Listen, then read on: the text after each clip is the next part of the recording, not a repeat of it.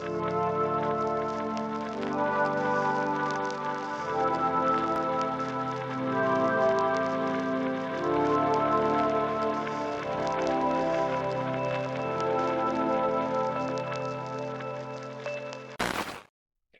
yeah. All right. 3, 2, 1. Aliens scream by the fire. Aliens move through Uranus. Vampires scream, getting hungry kids, walking in a horror wonderland. Hello, everybody, and Merry Christmas, or Happy Holidays, or however you choose to spend the holidays. Welcome to Tuesdays with Moire, the 62nd episode, and the next fan-selected episode of the month. I'm your host, Ian Taylor. Join me tonight is my co-host and musician, Devon King, along with my co-host and filmmaker, Stephen Beason. How are you guys doing tonight? Oh, I'm doing quite well. Just been excited for this one. I think I pitched this idea for an episode for one of our annual Christmas trilogies. That we look at and talk about cold, horror and Christmas films, get in the holiday festive spirit. There's nothing more Christmas and festive than being locked inside and being fearful of the outside world, and what's inside, even more so. Yeah, hey. Being afraid of a virus amongst everyone and not knowing who's infected. I think that pretty much Dreamcatcher was a very interesting experience in that sense. In particular, state of Christmas this year. Well, and so it's funny because I have seen this thing multiple times, and I'll get into that. But when I was doing this like coming up with the idea for the episode, I think I had pitched this with The Thing and Dreamcatcher and Misery, but I didn't want to do like two Stephen Kings because then it, turns into a different trilogy. So I thought, I just I know I'm kind of doing the Norm Macdonald bit here, but yeah, I think this is a good mix of variety and some interesting takes on source material. Interesting. Oh yeah. Mm-hmm. Yeah. I thought it was Misery still until I double checked the thing, and then we'll get to letting the right one in later in my story about how I came across it. But yes. Hey. Super excited for tonight. Yes. Well, let's go over what films we're going to introduce first, because if you guys don't mind, I would very much like to let the right one in. Oh, that's quite all right with me. I would like to introduce The Thing. Nice. So I guess I'm stuck with Dreamcatcher. Hey, it's a fever dream, so that kind of fits your bill. You and all of the people that worked on it. Oh God! Oh, I can't wait for. Oh man. Oh yeah. But let's start with a good movie. Spoilers. Well, I know you gentlemen have been through a lot, and when you find the time, I'd rather not spend the rest of this winter tied to this fucking. The Thing, yes. 1982. It is. Oh, let me just pull this up here because I want to be sure that I do my due diligence here. So, The Thing, 1982, is an American science fiction horror film. It is directed by John Carpenter, of course, the director of some classic films like Halloween, some underrated classics like, Christine. Mouth of Madness. Mouth of Madness. Wait, he did Christine? He did do Christine, yeah. So it was written by Bill Lancaster based on the 1938 John W. Campbell Jr. novella Whose Goes There? Which was turned into another movie in the 1950s, I believe, by Howard Hawks, The Thing from Another World. And this was right around the period where you would see filmmakers take 1950s, kind of those cheesy B movies, and try to elevate them into masterpieces. The Fly is another example of that, The where David Fly, Cronenberg. Invasion of the Body Snatchers. Exactly, yeah. David Cronenberg took that Vincent Price film and really Modernized they it, yeah quote unquote, modernized it. quote unquote. Yeah, exactly. So what is the thing about? Well, it tells the story of a group of American scientists, researchers, mechanics. They're a ragtag group of lovable outcasts, and they are stuck in the Antarctic on a research mission when a parasitic life form that assimilates other beings finds its way into their camp through a dog that everybody thinks, hey, let's save the dog, and if they're cold, you got to bring them in. If you're cold, they're cold. Exactly, bring them in. So yeah, it. Just let the right one in. Oh God. That's gonna be a common theme. Please don't let it be a theme. So yeah, I don't want to bury the lead here, but this is probably one of my top 10 favorite films ever made. I think that what Carpenter did here is nothing short of a masterpiece.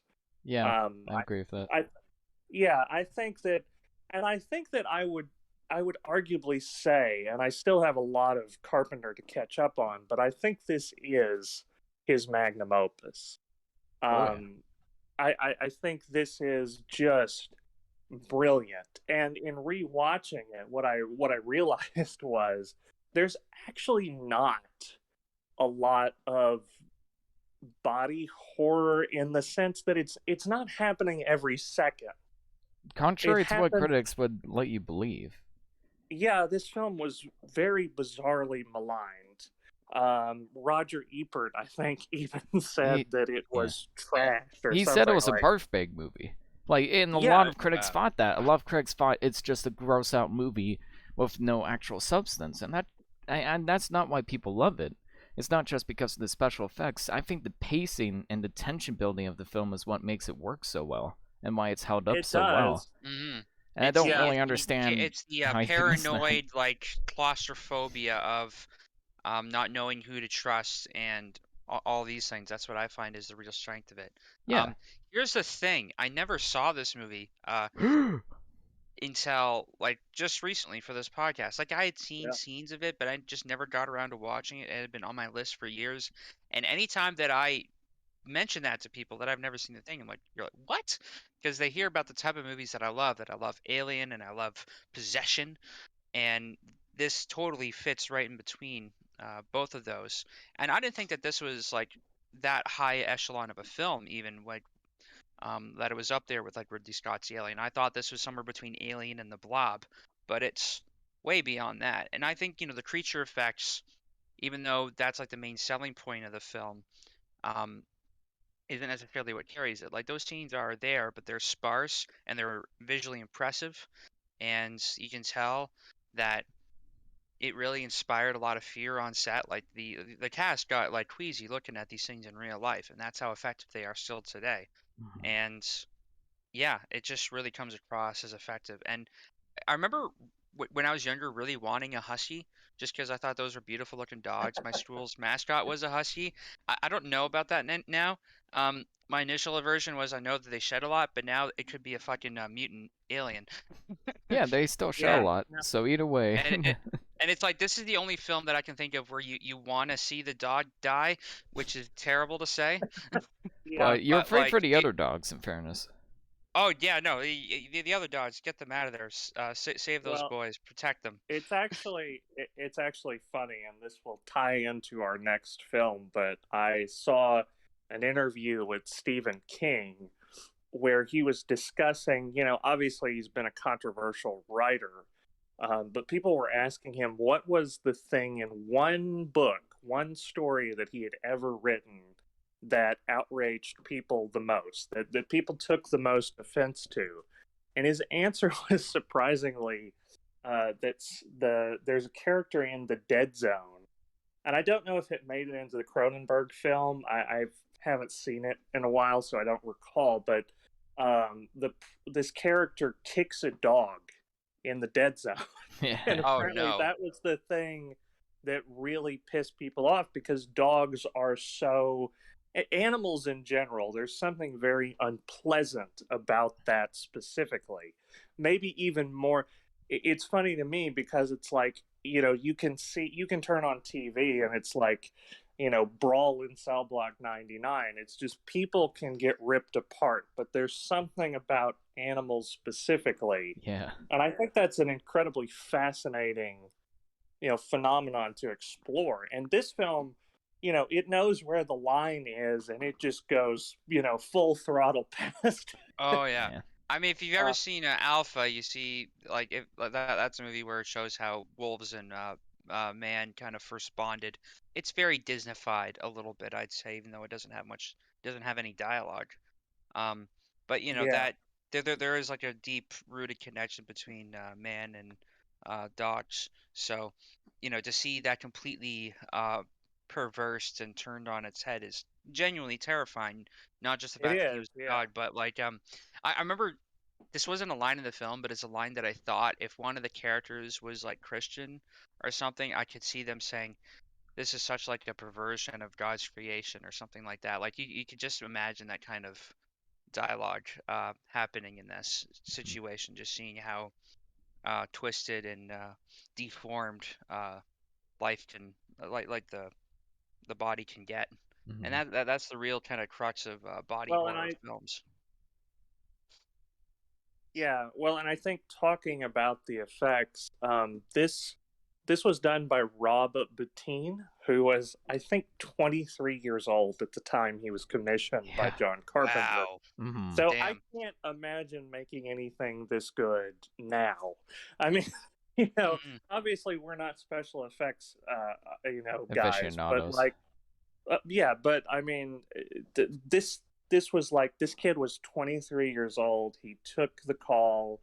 He was Uh, only 22 when he started, actually. And you gotta I keep think, in yeah, mind, every time they start filming with the effects and they start exposing body parts and burning body parts and melting body parts, anytime they have to cut, all of that has to be reset.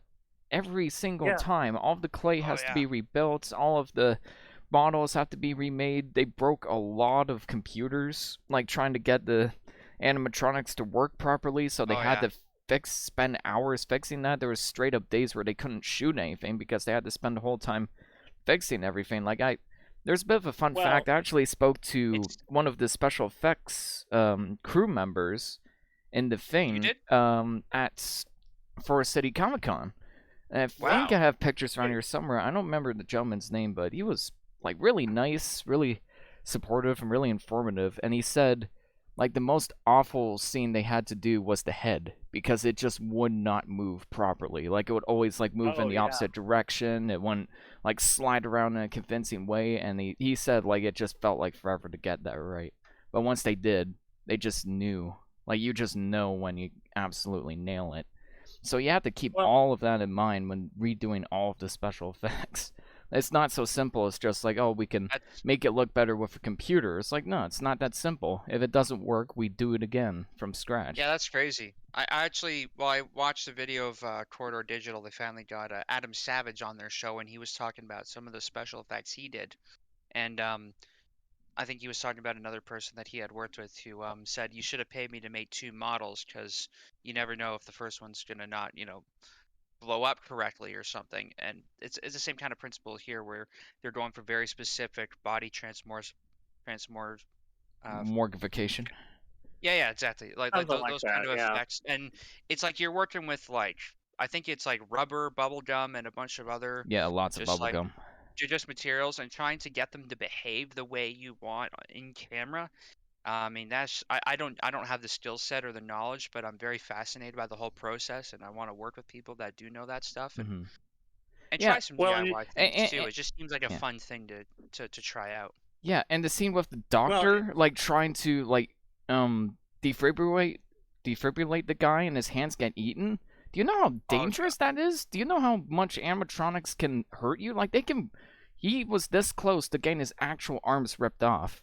Like, apparently it hit the prosthetic at just the right spot that if it moved any more inches, his actual, like, arms would be sliced off. Like, Jesus. that's how dangerous that is. Like, nothing like that would happen today. Nothing like that would fly because everybody's so sensitive about safety, which, you know, for good reason, but at the same time, it really does make you appreciate the people that really put themselves out there like that. I mean, these days, if they were to do effects like that, it would definitely be like CGI. Like the guy would just put his hands in, and they would chop him off in post. Yeah, exactly, which they did in the Thing remake, where Yeah, or they they had would, all of you these know, practical effects, and Universal said, no, those look dated. Let's use CGI instead. That'll age much better. We'll have the Wow. saddest behind-the-scenes story 2011. ever made. 2011. Yeah. All of I that mean, work. and I get that like idea behind it. Like you think in the computer you have more control over the final image and can really dial it in, but it's still limited to the budget and the amount of time you give your crew and the talent of the artists that do that stuff. Like it's a different skill set, and you gotta put in the same amount of effort depending on it. And the fact that they did it twice over, one practically and one CGI. Like the CGI should just be there to kind of enhance what they already captured. Yeah, But agreed. Like, I think the best CGI does that in my mind. Yeah, I love this movie. It's one of my favorite horror movies ever made.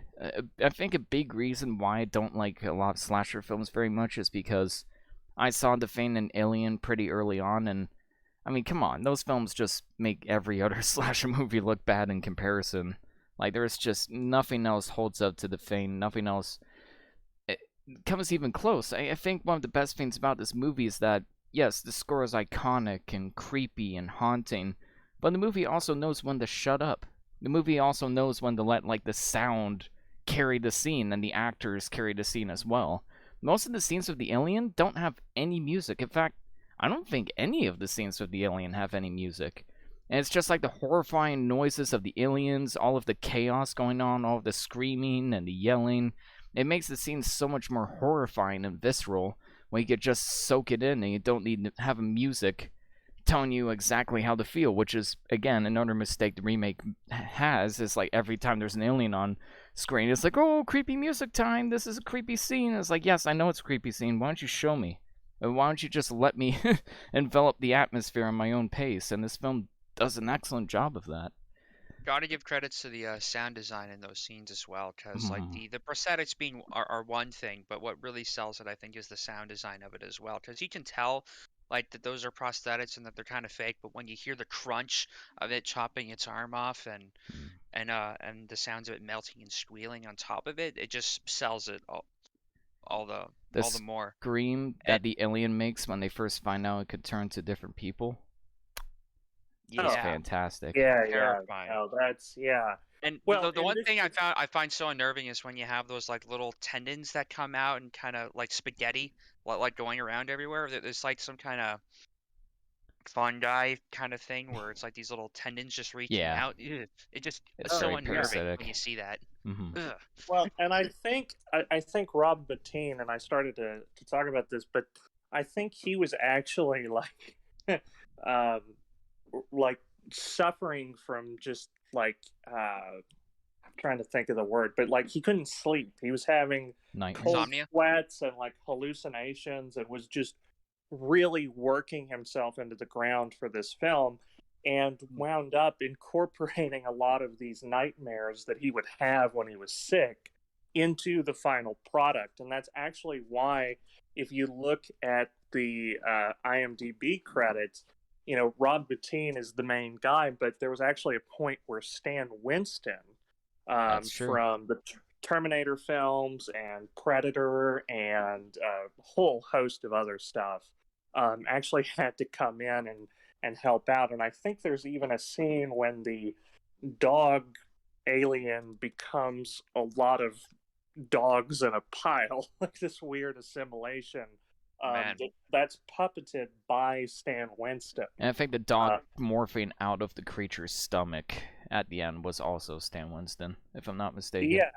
It reminded me of another film that I saw not long ago without spoiling anything. If you haven't seen Color Out of Space, similar stuff happened in there. A lot more Interesting. CGI. Well, a lot more yeah. CGI Oh, goats. no, Have Nick Cage, so They use some practical stuff in there. There's some practical stuff in there. But, back to the thing. I mean, another thing that I admire about this, and I've actually seen people criticize this even today in like contemporary reviews, is people say that the characters are too, bland. Like they don't have a lot of personality. I disagree with that. I disagree with it wholeheartedly. It doesn't elaborate on their backstory. It doesn't give them a lot of, there's no history. Traumatic past. Yeah. Sure, and I admire that. I really connect with that because it's so to the point. It's like within one scene, we know everything there is to know about these guys. Yeah, like it does so much with so little. Yeah, and being able to communicate that visually is, no small feat. Mm-hmm. I actually have looked at the script, and it's interesting because normally in a script, you go in and it's like each character is introduced on screen. Like, in other words, if you're reading the script for like Pulp Fiction, it's like John Travolta's character and Samuel L. Jackson's character, their names are bolded and it's like, they're in the car. And so you do that every time that a character would be on screen. And what I found fascinating about the script of the thing is that rather than doing that, there's an entire section that's just the characters, their names, and a couple of personality quirks or, something about them. And it's so lean in what it's doing, and it's communicating so much and letting the actors fill in the blanks so that you can just tell the story. And I think that is brilliant unto itself. Yeah, and I think it does a lot with so little with the characters. Like, there's so many little moments where we can tell enough about the characters' relationship and their bond with others just through, like, visual storytelling, like you said. Like, there's a scene where the guy on roller skates is playing this loud music, and your guy's like, "Hey, can you keep it down here? I'm trying to sleep." He's like, "Okay," he barely turns it down. It's like that one little interaction, like, it's funny, but it also, it develops the character. It tells us a lot about him and his relationship with the others, where he just doesn't care about his coworkers whatsoever and just wants to keep working. Well, what about... I don't think he touched the volume at all. I think he just kind of gestured it, like... Oh, I thought he just barely turned it down, like did the bare minimum. What about the Kurt Russell opening where he just throws an entire drink on a chess game? Yeah, I was just gonna say, when you were talking about ruined computers, like, and then there's the one that Kurt Russell intentionally ruined after losing to a chess game, and he calls the computer a bitch. Yeah, exactly. Which is even funnier when you realize the context that the computer's voice is Adrienne Barbeau, who was John Carpenter's wife. Oh God! It's like, hey, honey, are you okay if Kurt Russell calls you a bitch? That's some passive aggressive thing there. But yeah, I mean, so I do have to ask. I mean, I think we could gush over this film for ages, but I do want to talk about the ending. Ooh, yes.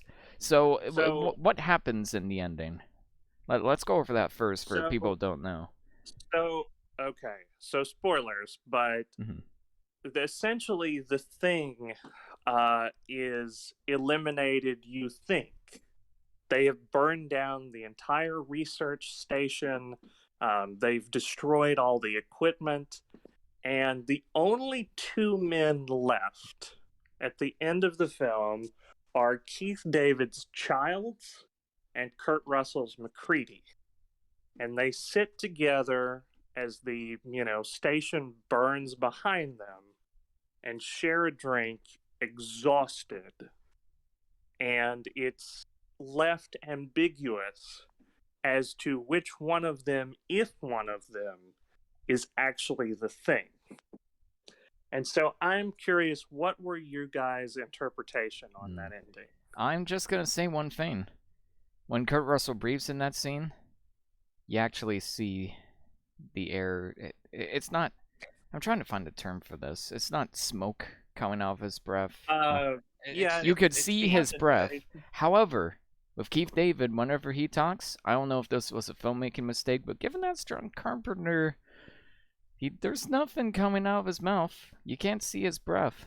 Well, okay, so which might imply that he's cold-blooded.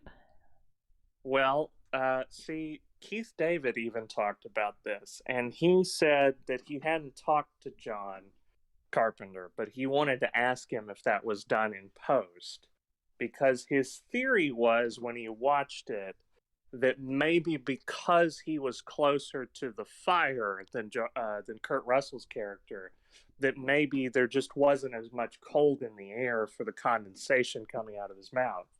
There's even a theory that if you look closely, Kurt Russell, I don't think that he drinks out of the beer before he hands it to Keith David. I thought he did. And Didn't he take a sip? No, did he take a sip? I thought he did. I don't think he does, because the working theory is that he had been using those bottles for Molotovs. And so that was like the alien just ingesting gasoline. So that's one theory. It is such a... I mean, there's tons of debate and discussion about this, and I do think Childs was the thing. That's Me too. Well, I don't know how they could remove steam coming out of the breath in post, because I know that they actually chilled the sets to almost minus 40 degrees. Yeah, which is to insane. Get them. Yeah.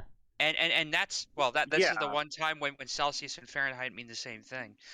Yeah, right. I minus 40, but like, yeah, which is always an issue in translation between us, unfortunately. But it's like if Keith David's breath wasn't visible, either it wasn't like lit up, or when they filmed his thing, the set wasn't as chilled. I don't think they could have optically done that in post back in those days. It could just be a happy accident, but I really, also, I mean, going back to the critical reception of this, Ennio Morricone was nominated for a Razzie for the worst. And John Carpenter was nominated for worst director. Oh my god! No fucking way! What? Yes way. Yes way. I think one of them won. I think one of them won Razzie. Did people just find this like excessive and they didn't know how to process it back then? I imagine absolutely that's the case, excessive and depressing, and they probably thought like there wasn't enough character development. True. And the ending is very depressing too. This also happened to The Shining when it came out. It's like a lot of people didn't warm up to it, and it was a very cold movie. It still is a very cold movie. Like I think Stephen King himself said that. I think Kubrick made a movie that was intended to hurt you. Yes. Well, and bear in mind, the thing has the honor of being released just 3 weeks after E.T. the Extraterrestrial. Oh, yeah, that's a good point. Man, everybody was like, hey, we're warming up to aliens now. Why are we making them gross and horrifying and nasty again? This is very nihilistic, and, I mean, it does have a sort of morbid sense of humor in a couple of scenes. There's one instance where Wilford Brimley turns to the camera at one point, and there's a noose in the foreground. I saw that. That was and it's such a brilliant visual gag, but it's effective and it's well earned. It's quite literally meant to gag you. Indefinitely. Let's talk about Wilford Brimley. Is in this movie, and he's great. He's really good. The diabetes guy is surprisingly great in a movie. Diabetes. I thought I recognized him. Yeah. My God, this is the guy in Contact. Who the hell do I hurt? Yeah, it's the insulin that he's freaking out about. He's not getting his insulin, so he's freaking out. He's grabbing an axe. God, he was also in Cocoon, which. Wilford Brimley is a fantastic actor. I mean, jokes aside, he is a great guy and a fantastic character actor, and he really makes the most of his screen time. Yeah. I also thought it was interesting that he doesn't have his mustache. So that was like really throwing me off. Yeah, Like, you're like, wait a minute, who is this man? no, I think I think that's why I didn't recognize him. Yeah. You know. Just great casting in general. Like, I love Kurt Russell. I love, Keith David in Well, this movie is so good. And it's like, Nick wants to flame for it. Nick wants to what? Like, his genuine confusion when he asks that. And then just, like, shaking his head in anger. Like, he just knows what's gonna happen. Like, it must be bad if you gotta grab the flamethrower. I was just reading this back from the breath thing, but apparently Kurt Russell did, like, before certain scenes, take a drag on a cigarette to make his breath more visible. So that was an intentional kind of enhancement, I suppose they that's did. because that was Uh-oh. intentional. Like, John Carpenter is Ah. very much like a man about detail in his movies, even when he has a really low budget to work with. He always tries to have an eye for as much detail as possible. So I don't think he Well, would do something like that by accident. Personally. well, and it's also interesting. You talk about attention to detail. I was watching a video. I think it was Red Letter Media that brought this up, and I noticed it on the rewatch too. Is there's this fantastic scene that a lot of people talk about with the blood sample, and so if you Yeah. notice, they cut between a couple of different shots of Kurt Russell, testing the blood. And then when when the creature jumps out of the blood sample, what's so brilliant about that is they've used that shot a couple of times before, and they've worked it in so that you really don't expect it when it happens. And I think that is a strong case for that not all jump scares are created equally. And there's also proper build up to that, because it gives you the relief. It gives you the relief of the situation where it's like, oh, the guy we thought was not it the whole time, and he does the next one while talking, which kind of hides it as much as possible, and then like it happens like that. Like, it actually earns the jump scare. Because we do see it coming, but we also don't. Like, it's that good combination of emotions to make it work. And see, that's the thing. Is like that's the thing. That's the thing. There's the thing. That's the brilliance of the scene, where it's like if they had done that one shot once when the creature jumps out, you would go, "Oh, that's an effect shot." That was just a one for that one take. But working that shot, that same angle in, it really throws you off, and you don't quite know when it's going to happen.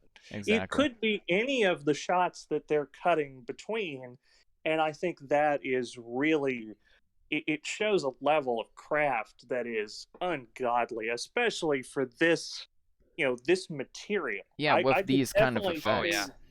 I think the editing is really, like, I wouldn't say overlooked, but underappreciated. Like, the editing is 100%. really what sells this film. And it's funny because Todd Ramsey, he was the editor, he was mocked for doing the fade to blacks, which happened a couple times throughout the movie. But they're also effective. Heard about this.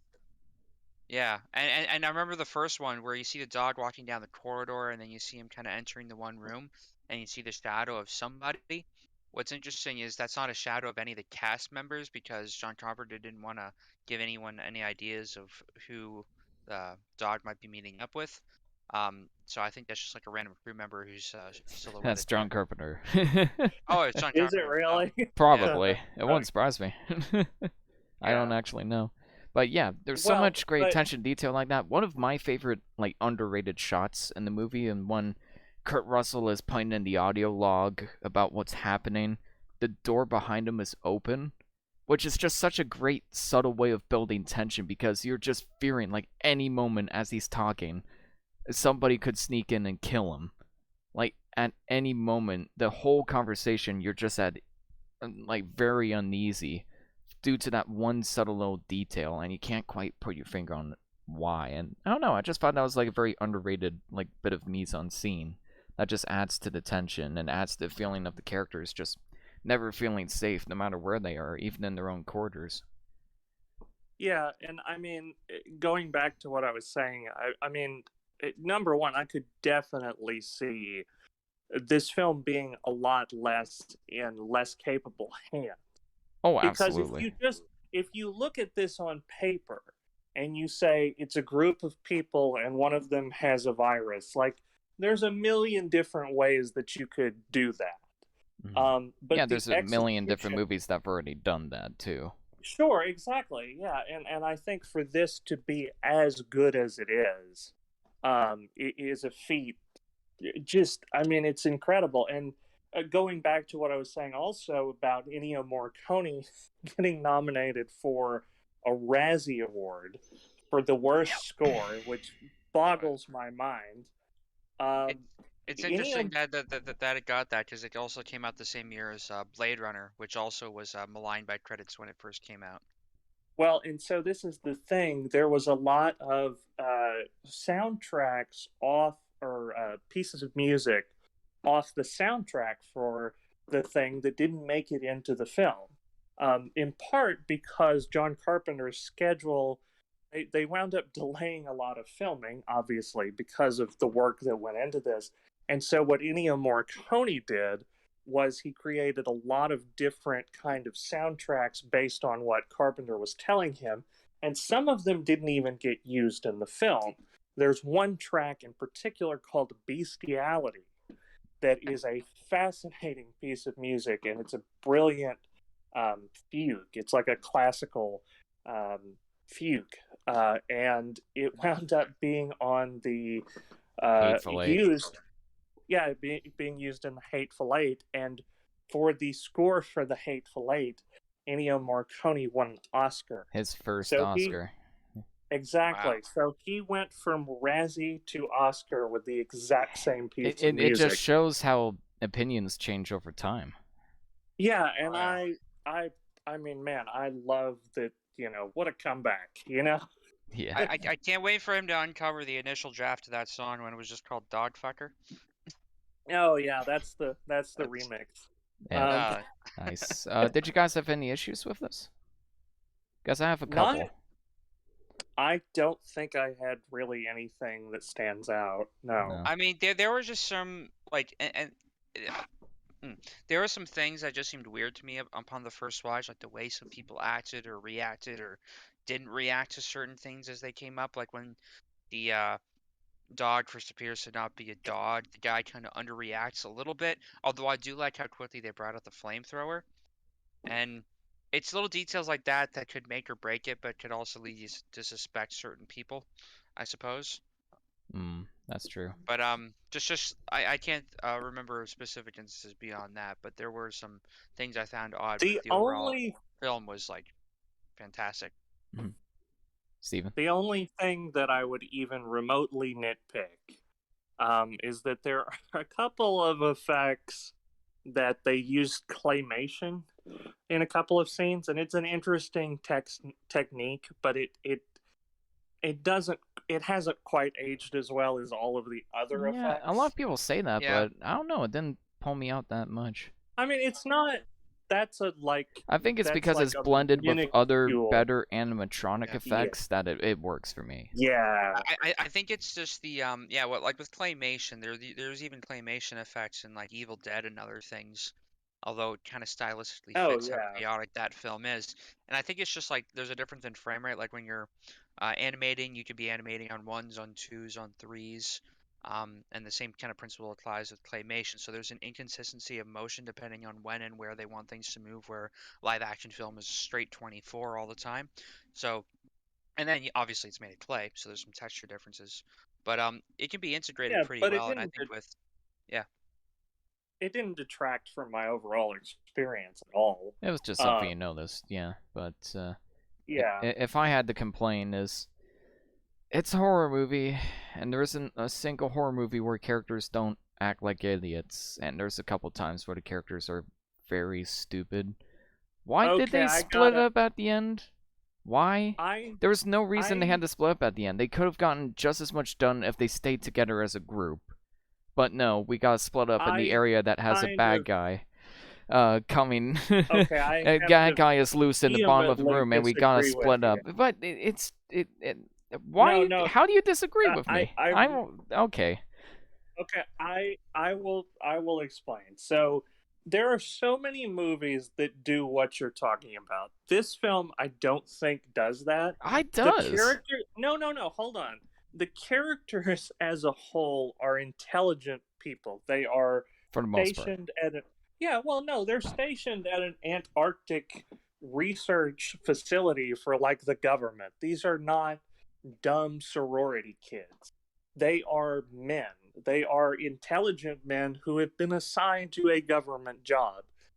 They're obviously well accomplished, but I think the realism comes from the fact that, yes, we are human. We make mistakes. I don't know if I agree with that. When you're but... fighting against like an unknown kind of entity that literally shapeshifts, But you don't know how you're gonna react in that if you situation. guys were forced to go down into a tight tunnel together, there's a guy alien on the loose, you don't know where he is, he's probably hiding somewhere. Would you just go off on your own? Would you genuinely just go off on your own? I think at that point, when you are so exhausted and so like on the brink of insanity, I don't know what I would have done. I think it's believable. I mean, I think that it was a bit far-fetched for me. It's such a nitpick. Ian, but I know this is a trope that is you find annoying in horror films, and there are some really egregious examples, but in those kind of situations, I agree. That doesn't make it good, but people make decisions that don't make sense because they don't know what else to do. I don't know. It just felt like they need an excuse to kill some more characters off. But it's a very minor nitpick. I want to stress, this is a very minor nitpick. It doesn't ruin the film at all. It's just, if I had to find issues with it, there's a couple of dumb decisions, one or two slightly questionable effects, and that's it. Like, those are literally my only issues with it. It's just, I can't think of a single horror movie where characters don't make decisions that piss me off. But, I can't hold the faint against it because every horror film is like that. Exactly. Well, it's you can't really hold it against them because what else are they gonna do in that situation? It just have them. I don't know. So I will say this one last thing that I think is worth bringing up. That at the time this came out, it was the 1980s. So you had the AIDS crisis, you had McCarthyism, you had Vietnam. You had this fear, this tangible fear of someone around you is I mean, it was a tangible paranoia at the time, and I think that for John Carpenter to be able to tap into that cultural zeitgeist and put it into a film that even today feels timeless, that is just, man, it blows me away. And it just makes me wonder why critics didn't like it then, if it was so relevant to the time. Did they just not want to think about those issues? I think it was so like up there and relevant that they just didn't know how to process it at the time, perhaps. And again, it's like hindsight is 20/20. Some things only kind of come into clarity after the fact. And watching this film in 2021, it makes me think of like 2020, and it's crazy how you can apply these same kind of fears and paranoia some films get better with it. Legitimately, it reminds me. The one line that really hits. Yeah, the one line that really hit hard is nobody trusts each other, and we're all very tired. Yeah. Well, it reminds me of Marty McFly and Back to the Future. Like, I guess you guys weren't ready for that, but your kids are gonna love it. Yeah, we always tie back to that film. Back to the Future and Norm Macdonald, two very common references on the show. Ratings? Of course. 10 out of 10. Nice. I'm gonna go slightly lower with a 9.5 out of 10. It's masterpiece, one of the best slasher films ever, one of the best paranoia thrillers out there. And if you somehow haven't seen it, like my buddy Devon, go watch it. What are you doing with your life, man? 9.5 out of 10. This is my first time watch. It will not be my last time watch by far. And I'm probably going to admire more about it as I go on. It's a solid 8 for the first time watch, and I imagine that number is only going to climb up upon rewatching. Nice. Yeah. Nice. That's a fair score. I can accept that. Nice discussion. I got a lot out of that. Now let's talk about A Fever Dream. Oh boy. Fuck me, Freddy. All right, Devin, it's your show. Spoiler alert if you give a shit about Dreamcatcher for some reason. Oh man, am I doing this one? Why am I doing Yes. this one? Because it's a fever dream. You drew the short straw. You drew Mr. Short Straw. I just said the thing last. What? Yeah, Dreamcatcher. It's a movie. It Based on is a a movie. Stephen King book, which I didn't realize going in. There's a lot of things I did not realize going into this movie. Whatever I thought this movie is, it wasn't that. So I don't even remember what it was that I thought it was, but it wasn't that. It's 2 hours and 14 minutes. I don't know why it's that long, but Dreamcatcher is a movie directed by Lawrence Kasdan, who has many great writing credits behind his name, based off a Stephen King book. It stars Morgan Freeman, Thomas Jane, Jason Lee. It's got all kinds of people in it. And you wonder what went wrong.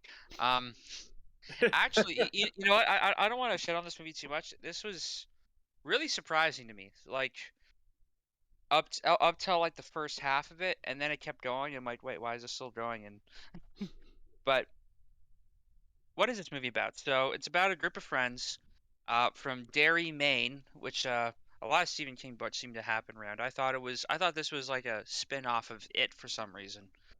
Yeah.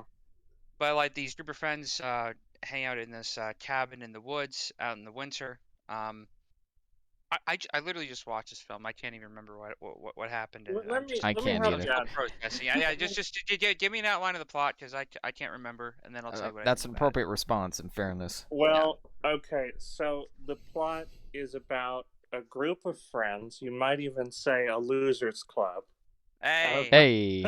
Of lovable outcasts growing up Are in they? Derry, Maine, who befriend a mentally challenged, mentally disabled child with superpowers. With superpowers, right? Yeah. I'm sorry, I'll let you keep going.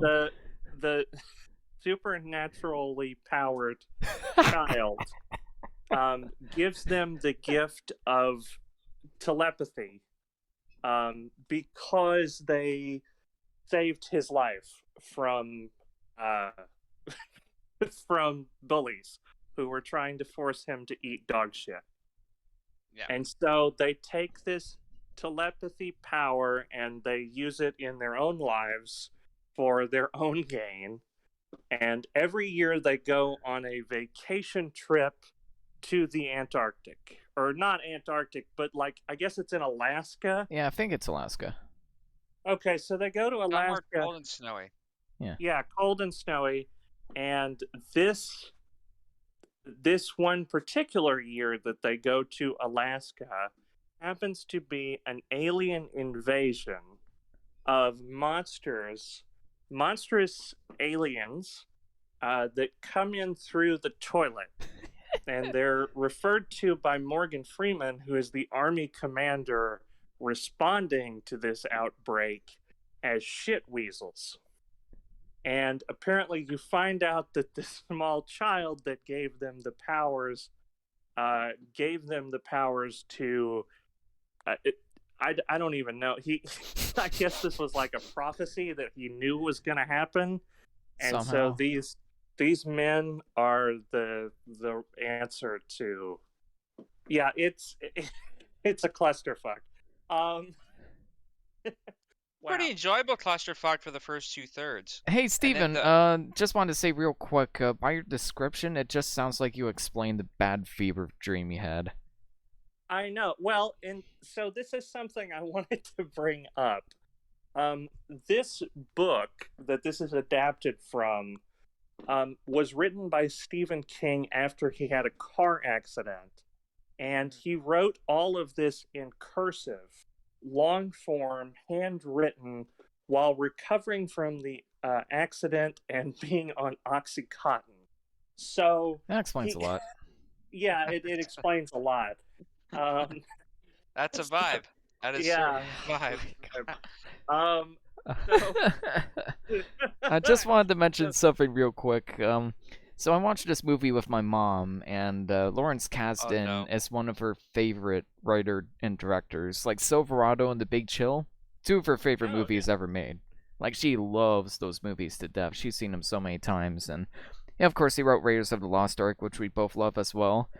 Watching her see her favorite writer and director destroy himself for 2 hours and 15 minutes was almost worth the price of admission alone. Because I don't know what happened, how the cast and crew failed so hard, and I'm not convinced Stephen King had some rewrites and some acting changes, and there wasn't a lot of studio interference, because I refuse to believe Lawrence Kasdan genuinely wanted men joking about a fat guy shitting for 3 minutes. I refuse to believe he genuinely wanted that in his movie. Let's talk about this for a minute. Keep in mind, I haven't read the book either, so I have no idea what the book's about. Lawrence Kasdan co-wrote The Empire Strikes Back, The Raiders of the Lost Ark. He is the writer-director of Body Heat, The Big Chill, Silverado. Okay, his co-writer on this film was William Goldman, who wrote Butch Cassidy and the Sundance Kid, All the President's Men. What? I mean, yeah, no, and this was directed by Lawrence Kasdan. This is an all-star ensemble cast, and it's also the cinematography. Jason Lee isn't exactly an all-star cast, but go on. Well, I mean, you know. His name is Earl. Yeah, you know. And he's the worst. And also, I mean, the cinematographer here is the Academy Award-winning DOP who did Mad Max Fury Road. Yeah. Also did The English Patient, which we've talked about. Yeah, so this is, I mean, I can't imagine getting the phone call that's you're an actor and they say, man, this is a Lawrence Kasdan project. Yeah. We have an Academy Award-winning cinematographer adapted from a Stephen King novel. Like, you would just, I mean, you would think you've made it. You know, this is, yeah. Man, he also shot Master and Commander. Like, what happened here? Like, the cinematography in this movie is such a mess. Well, you know, the cinematography is pretty good, I'd say, for the most part. I disagree. I would argue that it's probably the best part. I mean, parts of it are, but parts of it feel like weirdly uncoordinated and like really sloppy for some reason. Like, there's a scene when they're sitting at the cabin and they're having a bunch of beers, and it'll cut to certain people, and the camera will like zoom in and zoom out and move side to side, and the whole time just thinking this isn't like an episode of The Office. This isn't just a normal cut in a normal movie. What's happening here? And there's so many shots like that in the movie. Just ran into this film like hitting the ground running. Let's just do this, man. Like everybody's drunk and they're getting themselves hyped up to do this crazy thing, and then that's what this movie was. It does kind of have that vibe to it, which would probably explain why. It's enjoyable. It is I would almost argue it's like an absurdist fever dream masterpiece. Well, it really, I mean, for me, it does hit the so bad it's good sweet spot. I'll give you that. That's what I was responding to. I mean, this is like, I was laughing so hard. I mean, I think I woke my mom up in the other room because I was like screaming at the screen. How is this real? How does this happen? There's so much about this film. I mean, there's plot points that aren't even addressed. They're supposed to be. Never mind the fact that Morgan Freeman and Tom Sizemore show up halfway into the movie and they're supposed to be major characters. Yeah, and Tom Sizemore has a traumatic past that's addressed once, and they just never address it again. Hilarious. What was that? So Tom Sizemore is also given a gun that belonged to John Wayne. That has a tracker in it. And there's a fucking tracker in it. Why would you do that? You didn't think the man was going to betray you. Why would you put a tracker in that gun? Why? You trusted the guy. You didn't think he was going to run. You were genuinely surprised when he drove off. I saw it. I saw your response. And you thought to put a tracker in his gun that the one character uses to communicate with the one guy from in the spirit world. How does that work? Why is it never addressed? Okay. So I also, I mean, there's one thing that I wanted to talk about, which I thought was particularly hilarious. I don't care if I peek there, by the way. Sorry, go on. The mentally disabled child. We've talked about him. We've kind of talked around him, but his name is Douglas. But they basically play it for laughs that, you know, he thinks it's Duddits because, you know, like having a disability is funny. It's basically like the South Park thing where it's like Timmy, you know. In South Park, there's much more. That's the thing. It's like why is it the magical autism kid is the alien? Is every kid with the lisp from an alien that's telepathic? Yeah, and not just that, but what does the movie have against fat people? Why is it like really anti-fat? Off the bat, when he's in like he's supposed to be like a psychiatrist, and he's like, have you ever felt like you have an eating disorder because you feel guilty that like you think you killed your mother, and then the guy just has like a freak out after breaking the thing. Breaks the. Oh God, we're off to a great start. Yeah, and then 20 minutes later, we go from like a really traumatic scene of like discussing characters' past, and then we hard cut to a fat guy going to a cabin, and he's like farting and burping. And the other characters are making fun of him? And like this... Why? Why did we go from two tones all of a sudden? Well, it just feels like an absurdist like joke. Like I find it so out of place. And so the funny thing is, it's like not only does he mispronounce his own name, but when he's warning them about the prophecy of this alien that is going to invade Earth, which, by the way, they call him Mr. Gray, which is bad enough on its own, but then he mispronounces it as Mr. Gay. Mr. Gay. Mr. Gay. And it's Mr. like, Gay. What the fuck? That's so good. Somebody wrote this dialogue. Somebody like... Oh, the dialogue in general. Just the dialogue is full of... It reminds me of like a bad college student script where it's like, I gotta put in all of these fake Urban Dictionary words to make our characters sound natural, but it doesn't work. It just makes the dialogue feel more forced. Like, they're really... Go on. This film feels like it was pitched as a joke, and then they greenlit it, and like, oh fuck, we gotta do it. Yeah, we gotta film it now. And they're really obsessed with like fuckery. They keep saying fuckery several times, like it's famous. Like, I'd rather be a fuckery than a fuckaroo. What? Yeah, so Jason Lee feels like he's in a Kevin Smith movie. It legit whole fuckaroo thing. Like, if you told me that was in Clerks, I would believe it. Yeah, it's so out of place. And what's his character? Like this is Stephen King making fun of like Kevin Smith type dialogue. I guess, but he wrote the book long before Kevin Smith even made a movie. Well, and so this is also funny to me. It's like Jason Lee has so many bizarre catchphrases that they're not at all human. I mean, like nobody. No, again, it's just like we gotta try and make it sound natural, but it doesn't work. Like fuck me, Freddy, and like, and then there's something about like eat my bag or something, which is I guess Jason eat my Lee's bag ass or something like that. My bag. Yeah, that's it. Which is something that Jason Lee says, and then later when Damian Lewis gets possessed by the alien, and he talks like Stewie. He's like, "Do you think I will eat your bag?" I'm British now. All right, the chaps. I'll buy more than your bag. Okay, why is the alien British? That is absolutely the best part. That's the best part of this whole fucking film. Him being possessed by the alien and talking like Stewie.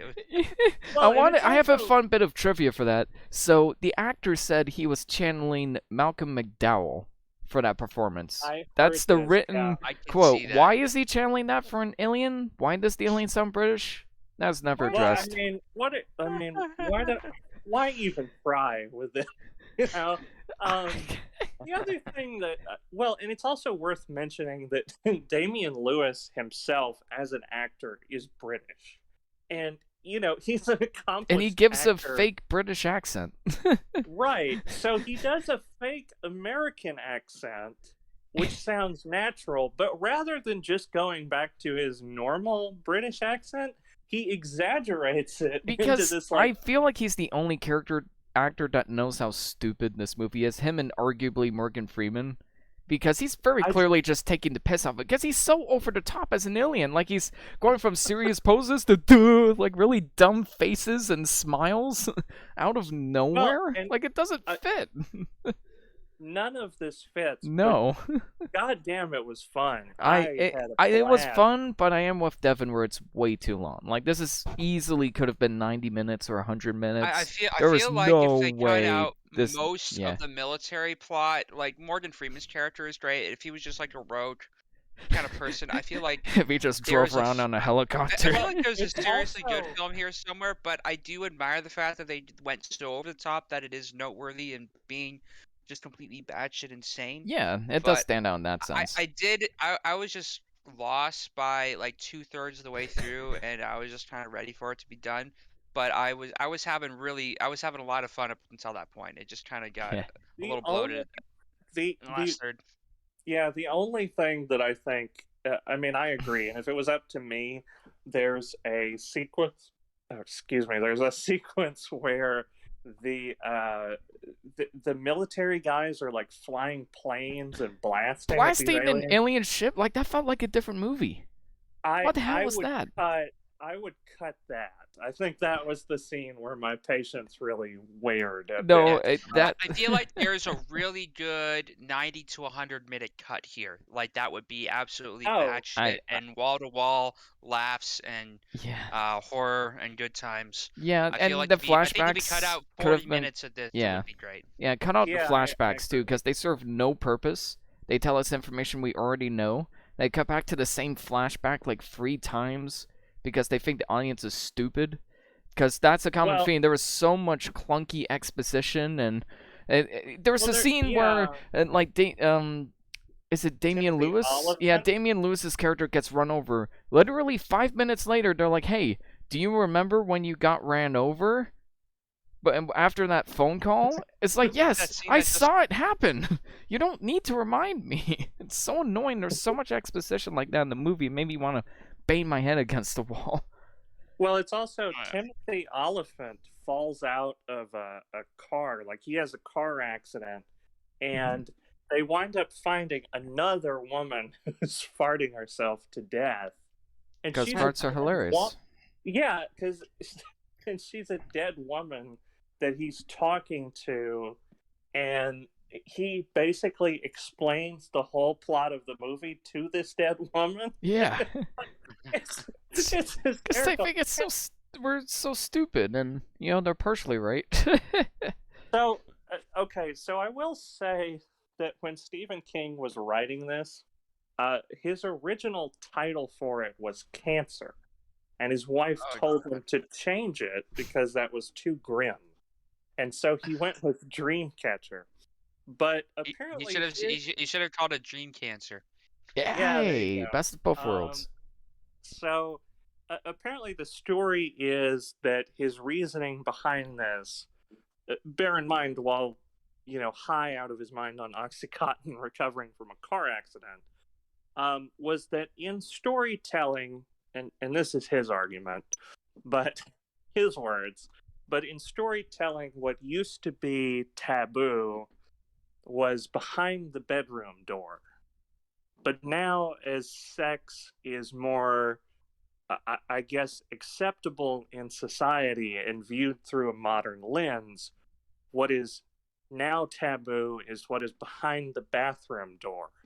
Because he was trying to argue that a lot of people with colonitis or stomach issues go to the bathroom and they find blood in their stool, and that's the sign of, like, cancer. And so he was trying to write a horror movie around that. Should have called it AIDS and cancer. Yeah. That's true horror there's also this entire thing where Jason Lee is on the toilet, and he's trying to get a dirty, bloody toothpick off Yeah, the bathroom why does he floor. need that toothpick? Why? To look cool.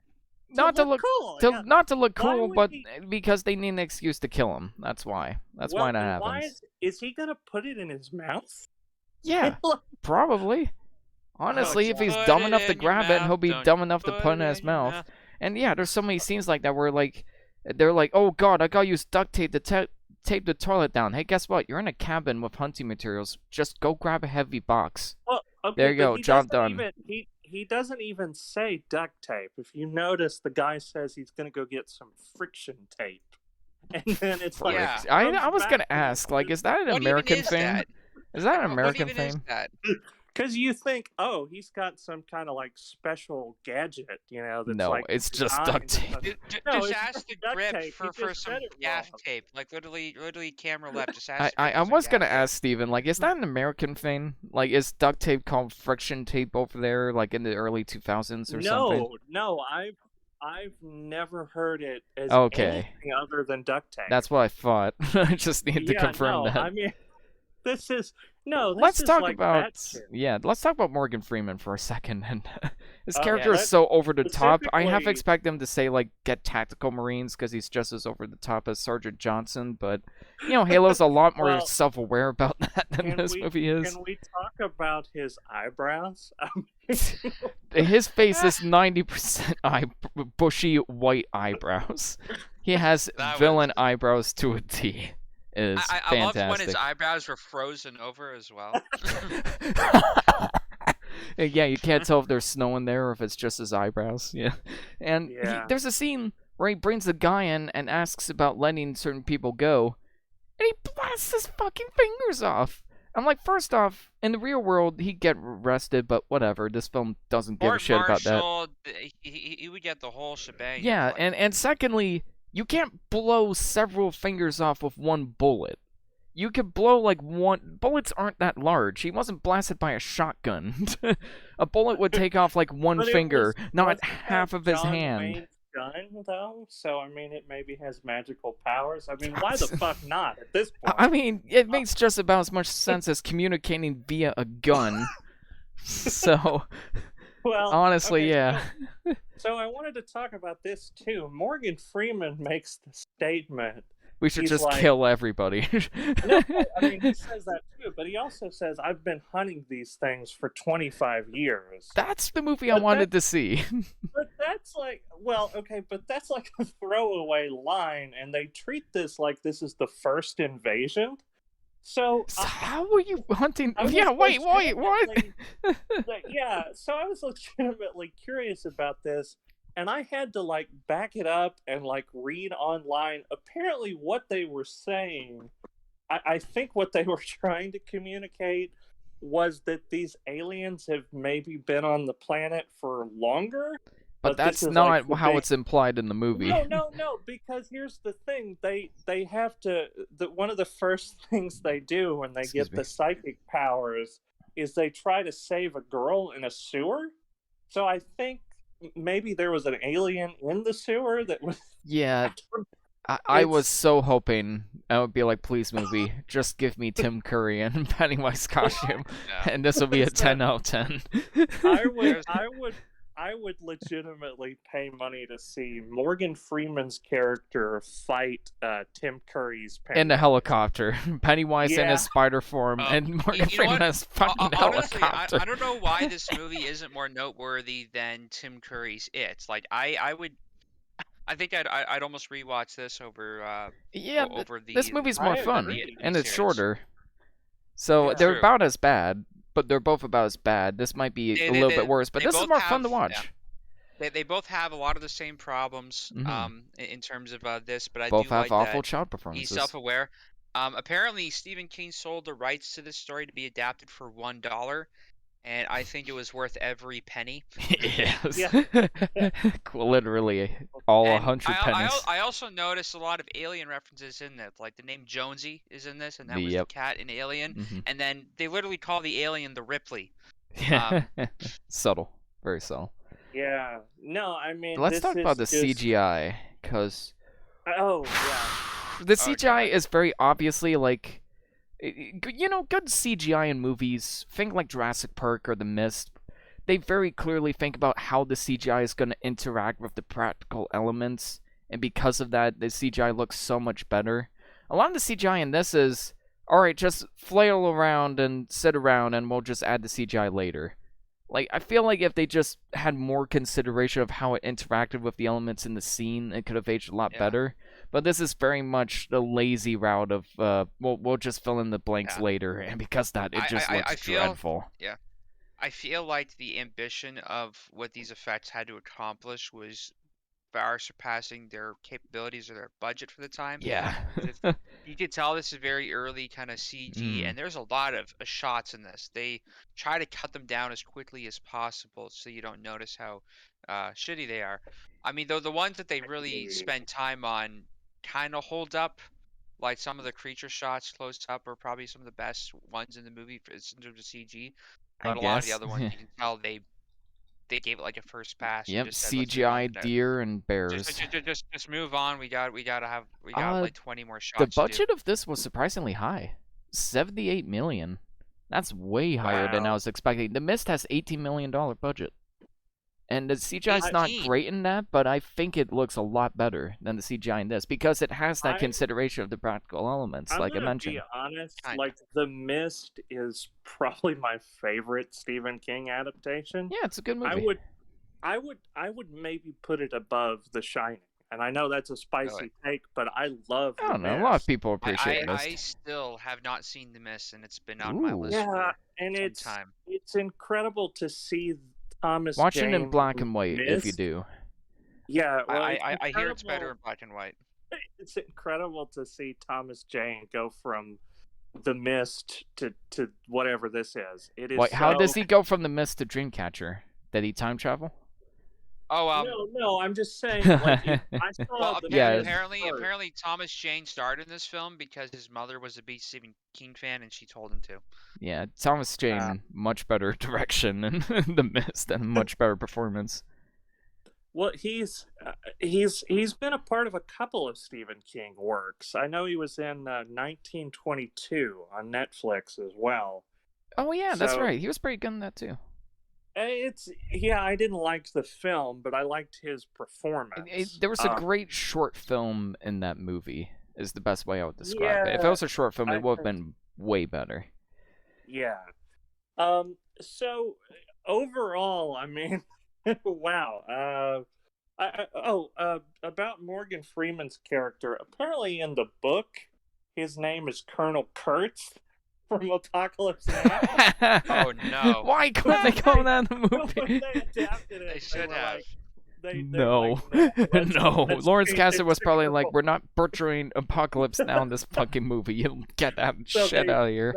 They changed it to Colonel Curtis, which is Close I enough. think a small nitpick of mine. Close enough. They didn't just commit. Yeah. I know. Might as well have, honestly. Just. Yeah. Even the score was disappointing. Like, even the music. James Newton Howard did a lot of fantastic work around this time with, all of his Disney movies. The Sixth Sense, Unbreakable is one of his best scores ever.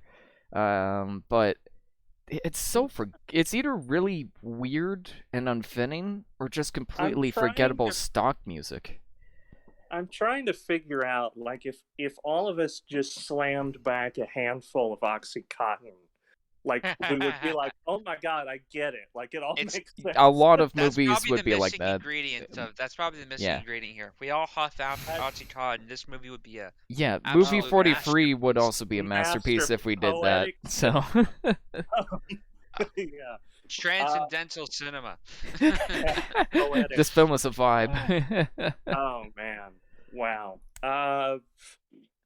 What do you even rate it? 3 out of 10, easy. I would give it an ironic 6.9, but like Devon said, it's just way too long and it didn't outstay its welcome. But scenes of this are hilarious. I will be watching scenes of this movie at parties with friends with beer for plenty of time in the future. So 3 out of 10 for the entertainment value. I'm gonna give this the ironic 6.9. I think it's well earned. Yeah, I think this is a solid 6.9 out of 10, and it could probably go lower the next time I watch it, but man, I had a blast with this. It Yeah. is an absolute clusterfuck, and I needed a good laugh. I'll definitely watch it again with buddies or something, but I couldn't watch it There you again go. alone. It's the kind of movie you want to see their first time reaction to, and just Yeah. see how Revel in absurd it it. gets. Yeah, that's what made it so But good, was my mother's reaction to everything. I was Yeah. also gonna give it an ironic 6.9, but you guys kind of ruined that already, so I'm gonna give it No, a give it a double 6. ironic 6.9. Bam. Hey. Oh. Oh, Hey, wow. did not see that coming. Okay. We have one last film to talk about. The Oh, boy. 2008 classic. Second time Thomas Alfredson is on the channel. We talked about Tinker Tailor Soldier Spy in a previous episode. And I think this was the first movie that made him a big deal. So, spoiler I had alert. no idea it was the same people. I had no idea it was the same guy behind it. Same guy. Wow. And yeah, spoiler alert, because yeah, this film is worth watching, but let's get into it. So this was based off a book of the same name, directed by Thomas Alfredson and shot by the great Hoyt van Hoytma, who is doing a lot of Christopher Nolan's films now, and I think he shot Her as well. And yeah, very, very talented cinematographer in this film. Shot her Definitely in cold blood. Did it. Well done. Fantastic. So what's Let the Right One In about? Well, it's about this kid growing up in... It's Swedish. Yes, it is a Swedish movie. I almost said it's a film from Norway, but that would be wrong. It's a Swedish movie. This is a about very a kid... neutral movie. Yeah, that's true. A kid named Oscar growing up in this pretty troublesome neighborhood. His mother's busy a lot of the time and kind of lets him out only at night. And he's getting bullied a lot at school, right to the point where it's right from the start of the film, we see him playing with a knife. And soon we realize what he's practicing that knife for, just from all of the trauma he's been dealing with. And his life begins to change a little bit as a strange new girl moves into a next-door apartment, where her father acts really strange. She puts boards up the windows a little bit. Like, wow, this is so bizarre. Like, why would you do that for your kid?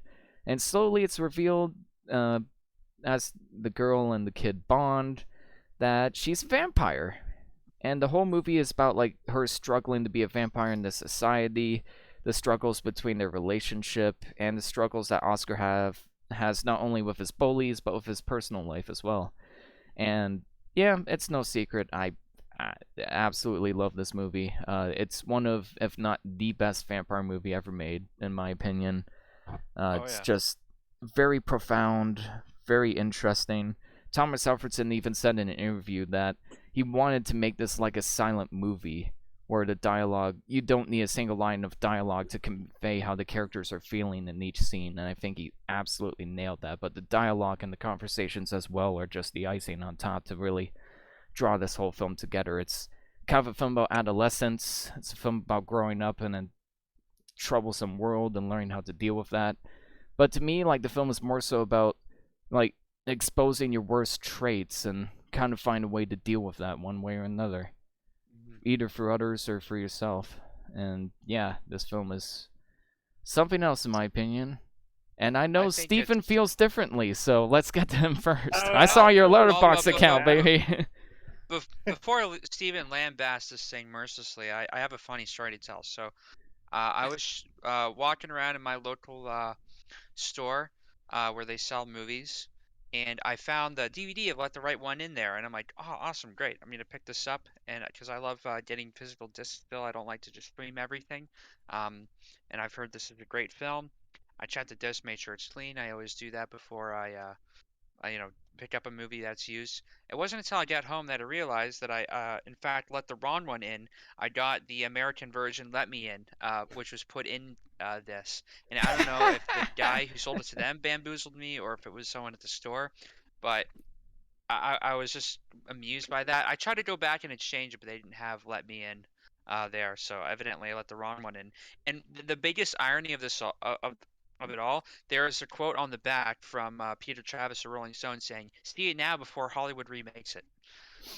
Fucking damn it! But did you see the original? I watched the original. Okay, Luckily, it was on Tubi. Steven good. sent me a link. Thank God for Tubi. I love Tubi because Yes, everything on shout there out to is free. Tubi. Please sponsor us. You just Give us all your money. the only downside is the commercials, but that's the reason it's free. And in a world where you have to pay like at least $10 for any streaming service every month, it's great to have easily accessible entertainment. And That's this true. is a fantastic film. I love um, the storytelling. This I almost wish it wasn't a vampire movie going in, because it would have kept you in that area of suspense a little longer, where you're not sure exactly why Yeah. this person is hanging people upside down to drain their blood. But I do love this original take on vampirism, where they're not just going in, biting every person's like neck.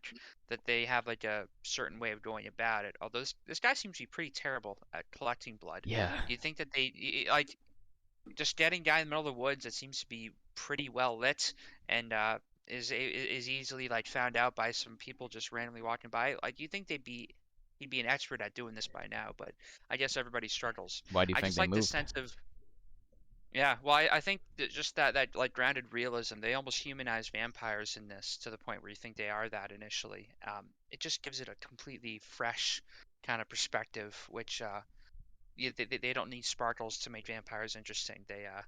Mm. They just gives it a very grounded, very real kind of feel, and I admire the hell out of it. Hmm. All right, Steven. No, Go kill him. I'm listening. I mean, I'm surprised that you Find guys. a standing. No, What, you have an opinion? How dare you? no, I'm listening. I'm interested, and first of all, I'm surprised that you guys think you know my reaction already. No, I saw your Letterboxd review. That's the only Oh, reason. okay, all right, yeah, that works. I'm I sorry. have no idea. I'm just curious. I didn't quite connect with this movie. I feel like, boy, Fair enough. let me talk about what I do like. Cinematography is gorgeous. Mm. Oh yeah. Really, I mean, I admire the use of lighting and the ambience and the sort of, isolation, the feeling of loneliness that's portrayed through the snow. I think that that's a fascinating, thing that I have seen in films used to great effect. The Thing is definitely one of them, and Fargo is another one that really uses the coldness of winter. It really uses the coldness of winter to, you know, establish a mood or a feeling. Agree. And so I like that. Let's how do I start this? I think that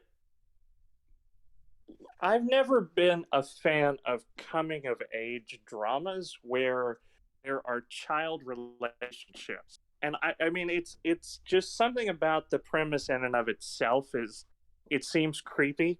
That I know that's a me problem. Like I had the same issue with Moonrise Kingdom, which I watched a while back. Hmm. But after seeing this, I feel like I owe Moonrise Kingdom an apology because I think that, Really? yeah, the thing that I think bothers me the most is, and the book expands on this more, the film kind of leaves it open to some interpretation, but it does hint at this. So essentially, the vampire child, Eli, Mm-hmm. is she's actually not only is she a vampire, but she is a like she says in the film, "I'm not a girl," which you think is alluding to the fact that she's not like human. Mm-hmm. But she says that, and she also says something that she's been 12 for a long time. Mm-hmm. And what the book really hold on just a second. No, go on. No, I just so the book kind of elaborates on it better that she's actually a castrated male that has been living on the earth for thousands of years, and it I don't know, something about that whole vibe just really gives me the creeps. You And think there's I like a don't. pedophilia angle to it? I think there's an element of grooming almost, and I think that the film I think never that is really. an element that is in the book actually. Like something that I heard that is actually like an element that's in the book with the thing, which I didn't pick up on at all Well, but upon watching. I don't know. There's something about the way that the film handles that, and I mean, I understand that, films are meant to be subjective, but the way that this film presents that narrative and doesn't offer a nuanced take to just step Really? back and really admonish the I think narrative. I think they were very tasteful about it. But no, it doesn't ever really confront that idea, and I think that that's a really drastic misstep I on that. don't necessarily agree with that because I think the point is that the kid doesn't really understand what love is. Like, this is the first person, you gotta keep in mind, this is the first person besides his mother that he actually became friends with, that he actually had a bond with. So, and for a lot of It children, feels like that's there's a true element of child innocence here and like an early exactly. intimacy before you know what it is, and that can be very like tough territory to portray. But I think they did a decent job of it. I I think mean, yeah. there are real things that happen, and I think people that have experienced intimacy at that age or haven't will feel Mhm. these kind of things as long as there isn't like some perverse power dynamic. No, it's Which like I a guess genuine There bond kind between two of people. is. it's yeah, Kind of in the case is. between those characters, it is a genuine bond between them.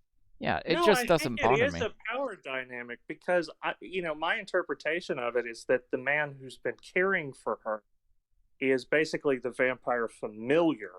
And so they're alluding to the fact that that is going to be Oscar's fate. Mm. I don't agree with that. I Well, don't. I I think think that's that only his fate because his father, like his father was just such a tragic character because he isn't like a skilled murderer. He isn't like very good at his job, but He's you pretty know he's terrible at his that. job, in Yeah, all honesty. exactly. And it's funny in a segue, but it's so no, sad but to I see this man like desperately try to care for his daughter. And I know so many parents that would well, no, go out of their that's way to Yeah, support their I children. almost saw it like I didn't get that like angle like going in, but I almost saw it as like a failing parent who can't make ends meet, who no, works like no, a That's how dead I end saw it job. too. Like I Yeah. saw, it's not her father though. It's a man who has been married to, or I mean, in a relationship with this child for as long as this being has been alive, and it's almost Mhm. it really adds to the whole creepiness of the whole narrative. And I mean, it's also worth noting that like when Oscar is on the train at the end, I mean, I'm fairly certain that that's what they're alluding to, that that's the life he's going to live, that he's going to essentially do the job of the last I think it caretaker. leaves that open ended. Like I don't think it gives Yeah, a clear answer for this is that. the thing that I think the film does, that it does leave a lot of elements open ended, but it still works in that way, Hmm. and you can kind of take that interpretation one way or another. And Yeah, it's not open ended to the point of being frustrating. There's like just enough answers to get by, and I don't know why you feel that way because I feel like it's just the characters like being together one way or another, and we don't know, like we don't know what their future holds, and that's kind of what makes the ending so tragic. Is they had to leave their lives behind, and they don't know what's ahead, but as long as they have each other, that's all they care about. Yeah, that'd be but like the hopeful look at it, but but it it is hard to never say that that's going to be that way or another way. And I do think Hmm. that's part of why it works, that you can look at it in either right, way. but I mean, It's compelling either. this is a very objective issue, and the film is treating it as if it's subjective. I mean, this Mm. is a terrible thing that Did the you have film is any alluding. problems besides the subject matter? Like, let's put that aside for a second, and were there any issues you had with the film beyond that? I mean, I think it's well shot. I think it's well lit. I I mean, mean, there are issues in so many. particular. Well, there's a lot of bizarre moments that are left very unexplored. Like the scene where the girlfriend is eaten by these CGI That cat was terrible. monsters. That's the one That bad was scene in the Oh, movie. I will yeah, give you it's that. like horrendous. It's like they had some really dated CGI. They didn't really have the budget for CGI, and I at least admire the fact that they were very brief with it. Like Yeah. the CGI cats are going to be on screen for less than 2 seconds because we don't have the budget to make them look convincing. But we Well, need to and create this. it Yeah. Well, but doesn't. we need the shot to show that the cats are Yeah, like acknowledging this that was was bad. earned. I will give you that, but I think like the rest of the special effects shot were like I appreciate like how restrained they were. They definitely tried to shoot it in a way where it doesn't look silly or ridiculous. And there's always like grounded elements in the frame where we're focused on one character, so we don't notice like any Well, CGI or practical and effects in the I mean, background as much. going back to what I was talking about, Devin and I actually had a conversation the other day about um, the films that felt emotionally manipulative.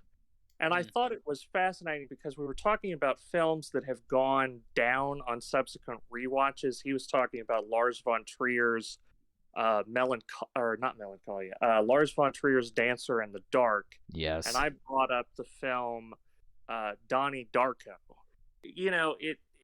Films that felt emotionally manipulative as far as um, subsequent rewatches where it gets worse every time that you watch it. My reaction to watching this was a lot like the last time I watched Donnie Darko, where I felt I could feel certain things that the film was maybe trying to make me feel, but I didn't connect with it. It's well shot, it's well lit, it's well acted. The performances are good, Yes. decent score, but it just there's something about the story itself that I didn't connect to. You know what? That's And fair. so, yeah, so I mean, I kind of admire this film, but I'm not. I don't kind of feel the same way about it as you guys do, and I do apologize for that. I really went in with Don't an be open sorry mind. for how you feel, man. No, No, I that's went fine. It's into fair this to with an contrast open. because yeah. Yeah, I went into this with an open mind, and I would have loved to have connected with it more, but I don't know, man. There's something about it that I couldn't look past the story and how the story was being portrayed. Hmm. And so I don't know.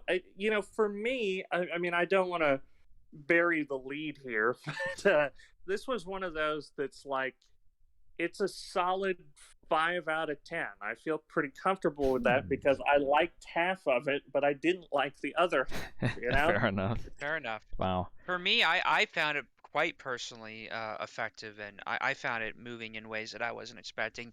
There are some troubling things about it, but that's part of. I feel like that's I part of don't the know. point too. Yeah, I don't know. I feel like there's like something about growing of age and learning about intimacy that's very touchy subject matter, but kind of learn about the dark sides of life. And I feel like all these can be metaphors for what you see and experience growing up and learning about the adult world a little too quickly, perhaps, Hmm. and what people do to kind of make ends meet and such. I think there's some other like metaphors here, and I felt quite personally affected by it. I don't know how I would feel about subsequent rewatches. I do feel that I wouldn't feel as it's like when I first saw Dance in the Dark, I found it very emotionally affecting. And the second time I watched it, I just felt more manipulative. I don't think that's the case in this one, but I'll have to see how I feel about it down the road. Hmm. I am curious how it compares to the American remake because that is the one that I accidentally bought. Um, but I do I saw Kermode talk about American kind of reimaginings of these foreign films, and there is something about this effect. Like I literally didn't notice that I bought the wrong film because when I look at the disc art on Let Me In, it's the same kind of white girl in the snow, in this case, Chloe Grace Moritz. Martinez, whatever her Yeah. name is, Moritz, and blood. Um, and so it's aesthetically like the same kind of design and same everything. And the way Kermode explained this film versus the American film Let Me In is that this is a film that's about kids that just happens to be about vampires, where Let Me In is a movie about vampires that just happens to star a couple kids. And so maybe they've just my take from that description is it probably focuses more on like the trope parts of that vampire genre, where this to me feels like it starts with that grounded human element and then slowly incorporates the more supernatural elements. And I like that they like what the title alludes to is something that happens in the film, which the director originally wanted to cut out, because it happens in the book, but the author insisted that she had to be invited in, and that's like a vampire like rule Hmm. where and before it would be seen as just like a courtesy thing that the vampires will only be allowed into your home if you invite them. But in this case, it's like if she's not invited, she'll literally like explode where blood comes out from everywhere, and that's where Yeah. the iconic picture on the cover comes, where she has blood coming out of her eyes and out of her mouth. Like if she's not invited in, Great if she's effects not in that welcomed in, scene. like, oh yeah, and it was terrifying. It was genuinely terrifying. The sound design in this Yeah. was absolutely supernatural and fantastic. And Yeah, like the when you sound hear design in general. it's like when he cuts open his hand to do a bloody handshake. First of all, that's pretty fucked up in and of itself that you would even That was a to just big thing in casually the do early that. 2000s, apparently. But when you hear like the gurgling of her stomach, like she's just having this insatiable appetite when he cuts open his hand. Like the sound design of that was Yeah. phenomenal. And Also, yeah, go on. the really specific uses of VFX, aside from the CG cats are terrible, but I love when she's in the dark at first and you see just the retro reflections in her eyes Yes. before he turns on the light, and her Incredibly eyes effective. kind of go into slits when he first turns on the light. That shot just Yeah. jumped out at me. That was beautiful Yeah, work of and when the kid subtle is effect. getting drowned near the end of the movie, and normally it would like cut away to like the girl just brutally murdering these kids, like so over the top, they're screaming and everything, but no, it just stays underwater, and we just see Yeah. like the assorted body. We see the kid get lifted to the opposite end of the pool, and we see like body parts just fall down, and just leaving that to the imagination not only like saves budget, but it just makes it so much more effective and visceral as a Hmm. result because it leaves enough to the imagination. And the It, sound it's design in general is great. Like I love how gross and disgusting like the blood sound and like the blood sucking is in particular. And I think this film is kind of like a mhm. deconstruction of vampires, like basically destroying the myth of vampires are cool and badass, and it basically says no, like this is what it would be like to actually be a vampire. Like it's very brutal and very lonely, and you have to ruin the lives of some great people around you and just hurt your loved ones. Like this is what being a vampire is really like. I think this does for vampires what the Golden Glove did for serial killers, which Hey, but it actually although succeeds. well, no, I think the Golden Glove, I think we were a little too harsh on it. Like I was very fresh watching it, so I hadn't processed it. But really, I think that film very purposely makes the act of serial killing look as gross and disgusting and as miserable as possible, which is a total contrast to movies like American Psycho, which make it look kind of cool and sleek and sophisticated. Um, Although that film's a satire in of itself, people will not really see that. They'll just see it as, oh, Patrick Bateman, he's a cool looking guy and he kills people. Where you see the guy in the Golden Glove and he's this disgusting loser that keeps chopped up prostitutes in his thing, and it's just absolutely vile. And I think that was very intentional. Hmm. So Fair enough. it's not a film I'd want to see again, but Yeah. it's very good at displaying how sick and disgusting serial Yeah. killing actually is, practically speaking. And I think this film shows on a more realistic level what being a vampire would actually be like, where you're kind of in this decrepit home. You have valuable things uh, in your apartment maybe, but you kind of live this lowly lifestyle where you're literally sleeping on the floor and you're kind of socially isolated, You and have to sleep in a you can't bathroom. you can't be in it's interesting that they can be in artificial light and they can be in indirect sunlight, but they can't be in indirect sunlight or else they absolutely combust. And the one woman that was turned, like when she realized what she has become, kind of, she asked to have the guy open the blinds so that she would, basically die, because she couldn't stand being what she Yeah. was, which I thought was really tragic. Really Like tragic that's and what happened. heartbreaking. And by the way, that was real fire. Like that was actually real Wow. fire in that Wow. scene. Like they put a fire retardant suit on her, and apparently in the remake it's just CGI fire. And it's like, oh, Damn. Ah, I actually It think really it really sells in that I movie. actually think the remake is really good, but it's nowhere near as good as the original. it Yeah. it Americanizes a lot of things. It's a Hollywood remake, so they have to tone down some of the subject matter. Like the main character, like is it has more of a his life becomes miserable because of her. Where in the original movie, it's more implied that his life already kind of was miserable and he already kind of was a monster, and she more so just let the animal out of the cage. Like that vibe is just Mhm. completely changed in the remake. I still think the remake's really All right. good, But yeah, no, and I mean, I'm curious to check out the remake now, and maybe I might respond to that it better. I is don't know. even worse than the I original. I Wow. might as well see it because that's the one I have. Although I kind of want to Hey, try to get there the you right one go. in this Yeah, time. I'd But recommend checking out just to see the Well, did you differences. guys have any nitpicks with it? I very minor. Like the cat we mentioned the cats looks like shit, and then I don't mind the father screwing up because that felt really realistic to me. Like he's not a professional killer; he's just trying to provide for his daughter. Sure. But I don't know how he dragged the man's body without getting spotted all the way from the bridge to the Yeah. river. That was a yeah, little some weird. effects don't quite hold up, but beyond that, I thought it was very emotionally effective I and have no beautiful other film. I issues. think at its heart, there's some real heart to this, and there Yeah, might be some so much hurt. weird things to nitpick, but c'est la vie. That is life, you know. Like there's lots of And stuff mixed in yeah, that you don't necessarily want. the I'm just gonna say this. I give this a 9.6. yeah, I'm giving it a 9.5. It's one of Oh my wow, I'm favorite definitely odd romance man out on movies this. ever made. The Wow. budget was 29 million SEK, and that's about so we divide that by 10. The budget was $2.9 million in US dollars. Wow. Yeah. Well, I mean, it's an okay vampire movie, but it's not Eh, Vampire's Kiss with. yeah. That's Boy. true.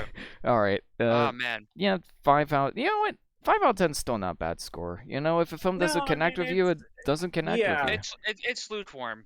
Yeah. It's there lukewarm. you go. It's cold. It's pretty cold. Well, But, you know. Yeah. well, That was a great great discussion. podcast, as Yeah. always. Tune in next week when we talk about Looney Tunes back in action and both Space Jams. And Yes. a very This is special gonna be guest, our- Drew Adams, will be joining us as well. Also, Tad, who suggested the episode. Let's not forget. Hey, Oh, there yeah. you go. Thank you for Wow. 5 people on an episode. Can't wait. Good night, I want everybody. to invite as many Stay people as tuned for possible because it's going to Kona. be our New Year's. It's going to be our New Year's special. So Well, let's just make all it of as the chaotic as possible. Yeah, you know what? Fair enough. all of the chaotic energy just fits Looney Tunes. Exactly. Exactly. And Good night, from all of everybody, us and to you, stay tuned. have a No. very happy holidays. And Yep. stay tuned for Conan. And is it first day yet? Have a great night, guys. Thank you so much for listening in, and Merry Christmas to you all. You're all wonderful, lovely people. Have a great